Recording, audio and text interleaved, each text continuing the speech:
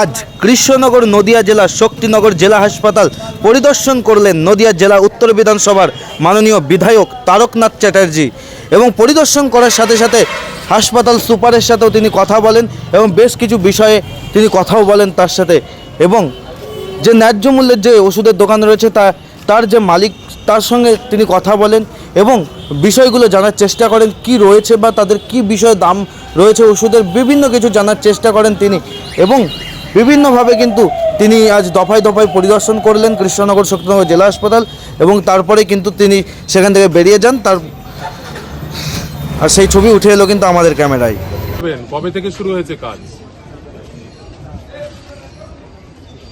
তাহলে এটা যে সেন্ট্রাল গভর্নমেন্টের সহায়তায়, স্বাস্থ্য দপ্তরের সহায়তায় যে কাজটা চলছে, এটা জানবে কি করে? এখানে বিল দেওয়া হয় না পাকা, এখন থেকে দেওয়া হয়। আগে বিল দেওয়া হতো না পাকা। ওষুধের মান খারাপ, ওষুধের মান খারাপ, বিল দেওয়া হয় না।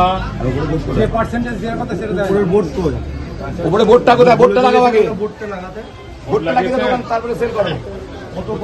কোথায় লাগাছে? কয়টুকু বোর্ড লাগানো আছে? বড় করে লাগাও। কোন ওষুধে কত পার্সেন্ট দেওয়া হচ্ছে, সরকারের কি নীতিতে আপনারা এখানে বসেছেন, সেটা কোথায়?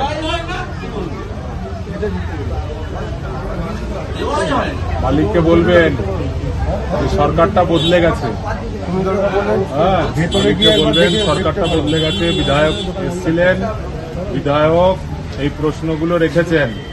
এটা যদি 2-3 দিনের মধ্যে ঠিক না হয়, একটা বোর্ড এখানে দেওয়া যে কত পার্সেন্ট কত ওষুধে, আর সেই ওষুধের মান যদি ভালো না হয় তাহলে এই ঝাঁপ বন্ধ হবে।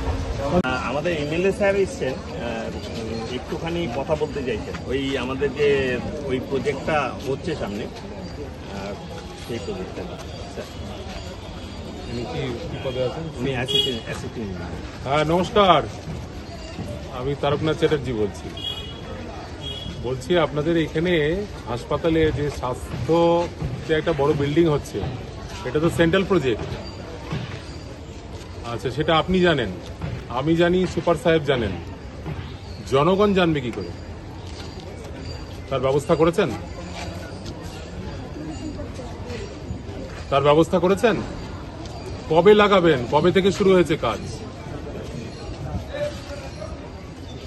তাহলে এটা যে সেন্ট্রাল গভর্নমেন্টের সহায়তায়, স্বাস্থ্য দপ্তরের সহায়তায় যে কাজটা চলছে, এটা জানবে কি করে?